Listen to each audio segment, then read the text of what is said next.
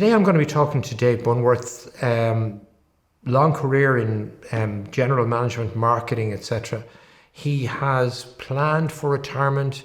He has planned in retirement. He has invested very well in his personal relationships and friendships, and he works very hard to keep those dynamic and active in his life. I'm really looking forward to this interview. When you started thinking about retirement, did you see it in that light, or did you see it as a kind of a stepping back, or simply doing something different or whatever? I saw it as doing something different, Brian, more than stepping back. Firstly, I was actually looking forward to it. So I didn't have this fear and trepidation that people said that I will have. People said, you won't cope with this, Dave. You won't be able to be inactive. I said, you missed the words. I didn't say I'd be inactive. I just won't be doing 9 to 5 anymore, or longer than that, obviously. So what I did, Brian, I really thought about it. What was I going to do? And projected forward is, what would a normal month mean for me? Yeah. And I said, that's going to fill my monthly diary every month for 12 months and ahead. So I didn't have that fear and trepidation that some people had. I didn't. It's an awful shock to the system for some people, where they invest, and you haven't done this, but where people invest their entire energy and they see their identity around, who am I? I'm my job. But it only hits when they've actually walked away from it.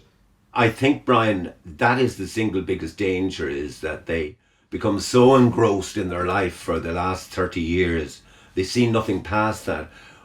But you really do have to work at networking with people, meeting people, putting the time and effort into relationships with people. If you don't do that, it won't happen.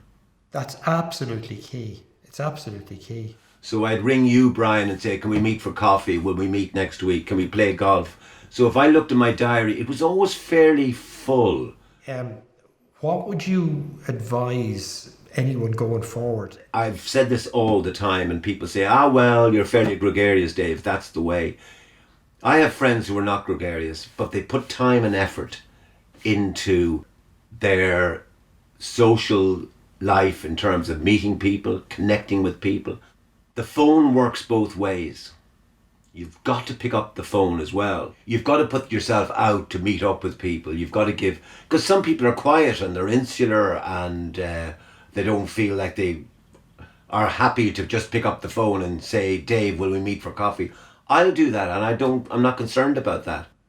You're curious about people, Dave. I can see that straight away, you know what I mean? Well, I do. I am.